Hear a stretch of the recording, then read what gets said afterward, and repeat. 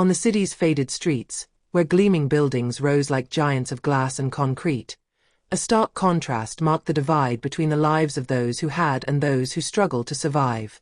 The dark alleys, where the shadows of the skyscrapers extended, were populated with tired faces, lost souls, and those who lived in the oblivion of the heights. Malik was one of them. A homeless boy, but his mind remained as sharp as a razor. His story was not one of luck.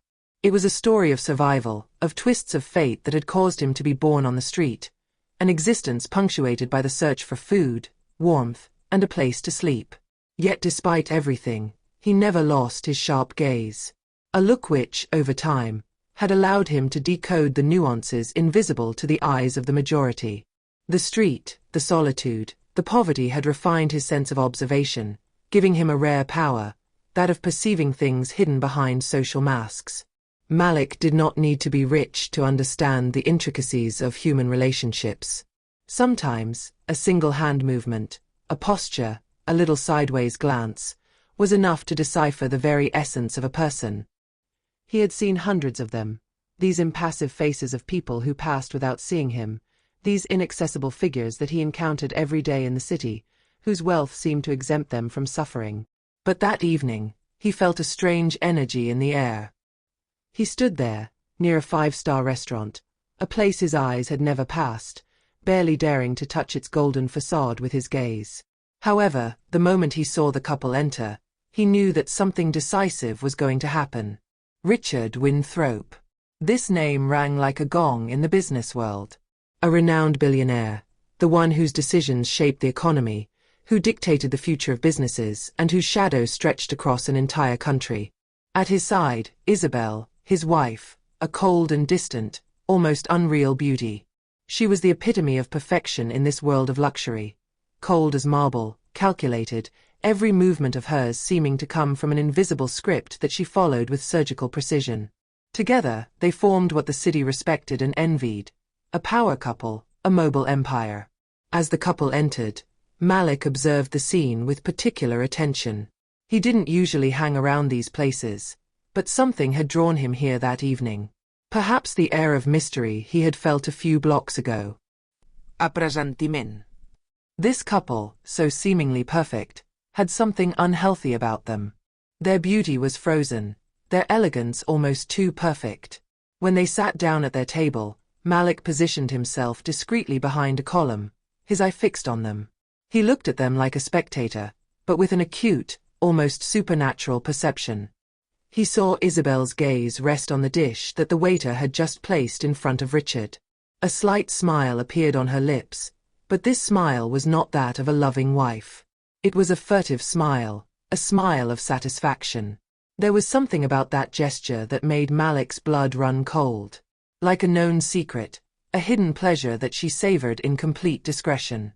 And it wasn't just indifference. It was the smile of someone who knew their plan would succeed. At that moment, a wave of unease ran through Malik. He didn't know why, but he was sure. This smile hid something sinister. A shiver ran through him. It was an intuition. The streets had trained him to understand gestures, unspoken words. He had learned to read between the lines, to capture the noises of the city and the unsaid things of the people he met. And this woman, Isabel, was no exception. She was not a simple wife. No, it was much more complex, much more dangerous. The next moment passed almost in slow motion. Malik saw Richard raise the fork to his lips, hesitating for a moment, as if a part of him felt doubt, before finally biting into the dish. His eyes, although void of any suspicion, could not see what Malik had perceived with a simple glance. Something fundamentally evil was hidden in this scene. Without thinking further, Malik rushed towards the restaurant doors. His feet hit the ground with surprising force. He slipped inside with unexpected agility for a boy of his type, his eyes fixed on Richard. A look of determination flashed in his eyes as he made his way through the tables. The silence that followed his intrusion was heavy, almost palpable. A silence that hung in the air, heavy with truth, heavy with an invisible threat. All eyes turned towards him, looks full of contempt, surprise, or incomprehension. Richard, the respected billionaire, had not even reacted yet when he felt the intensity of the attention weighing on him. His gaze, at first perplexed, quickly hardened. "Don't eat that. Your wife put poison in it," Malik said, without trembling. The shock was immediate. Richard, stunned, didn't even have time to respond before a wave of astonishment swept through the restaurant. Isabel, remaining unmoved, seemed neither shocked nor disconcerted. On the contrary, his cold gaze glided over Malik as if over a nuisance. Pure, almost palpable disdain. Malik was not just a wandering thief. He was truth embodied in a body that stood against the established order.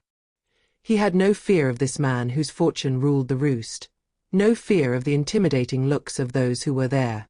He had seen too much in his life to turn back. He knew that sometimes, a single action could change someone's destiny. It's not just poison. It's a slow, subtle solution. Maybe not enough to kill you outright, but enough to weaken your health, little by little, Malik continued with a calm authority that unsettled everyone around him. Isabel, still impressively calm, rose from the table with a graceful gesture. Her impeccable demeanor contrasted with the tension that hung in the air, like an icy blanket ready to engulf everything around her. "There's nothing true in what that boy is saying. But it seems we have a problem. Maybe you're hallucinating." His voice was soft, but behind his words there was a veiled threat, ready to be unleashed. She turned to Richard, who was visibly disturbed. "Maybe we should call security." However, something in Malik's voice had sowed a slight doubt in Richard's mind. The confidence with which he spoke, his calm under pressure, was strangely convincing. The usually implacable Richard felt a thrill of uncertainty that he couldn't explain. He looked at the dish in front of him, then turned his eyes to Isabel, searching her gaze for an answer. But this evening, all he got were walls of ice. Isabel immediately noticed his confusion. She leaned forward slightly, placing her hand delicately on his arm, a gesture full of feigned affection, but absolute control. She seemed to be the calmest person in the room, but her gaze, sharp as a blade, scanned for any signs of weakness in Richard. "You're going to ignore it, aren't you?" she said in a soft but firm voice. "These kinds of people are illusions." She smiled, a false sweetness, a mask of security that she imposed on her husband.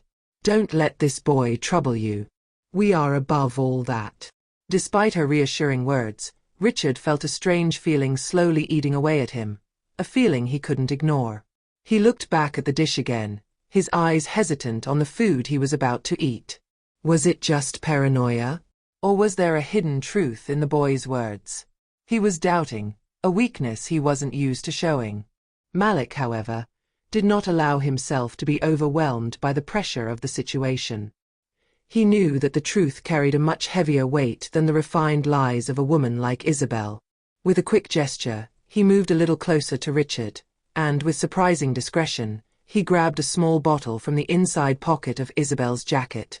It was a transparent, almost invisible bottle that contained a liquid of a strange color, like a pale blue solution.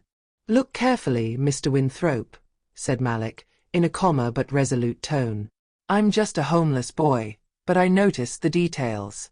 That bottle there, with that color, that's exactly what you find in the preparations used for this sort of thing." His eyes shone with a light that betrayed a secret knowledge of the abuses he had witnessed in the underworld of the city. "You think you're above it all, but even people like me can see what's behind your beautiful smiles." At this moment, Isabel turned slightly pale, a shiver running through her body, and her eyes hardened. She sat up instantly, trying to regain her control, but doubt had settled in the air. She turned to the waiter, then to Richard, her lips pressed together in an icy expression.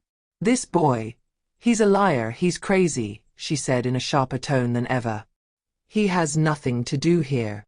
But before she could react further, the waiter, who had until then been observing without intervening, hurriedly approached, his face marked with worry. But there's something strange in the kitchen tonight. A taste that no one understands. The chef is worried." His words trembled slightly, his gaze shifting, as if he didn't want to get into trouble. The chef, having closely monitored the situation, rushed into the dining room with a panicked look. He quickly analyzed the dish on Richard's table, then stood up, sweat beading on his forehead. It's indeed suspicious," he murmured, his face pale. Richard, his gaze black and filled with rage, finally turned his eyes towards Isabel, his mind now overwhelmed with doubts. "You want to poison me?" His voice, although low, carried suppressed anger, but his certainty was unwavering. Isabel, destabilized for the first time in her life, took a step back. Her lips trembled slightly as she desperately tried to regain her composure. I'm sorry you think that. But the boy is just an opportunist." Malik, seeing that the chaos was breaking out at his own pace, did not seek confrontation. He had accomplished what he came to do, and he had no intention of lingering in this sphere of pretense. He turned away without a word, walking quickly toward the exit of the restaurant, his shoes hitting the floor like a silent echo in a too noisy world of pretensions. The door closed quietly behind him, but the truth had already come out. Richard Winthrop stood there, frozen in a confusion that would haunt his mind long after that night. He knew now that even the shadow of a homeless boy could bring light where money and power tried to erase everything. The truth, whether sweet or bitter, had a way of finding its way into the darkest corners of the human soul.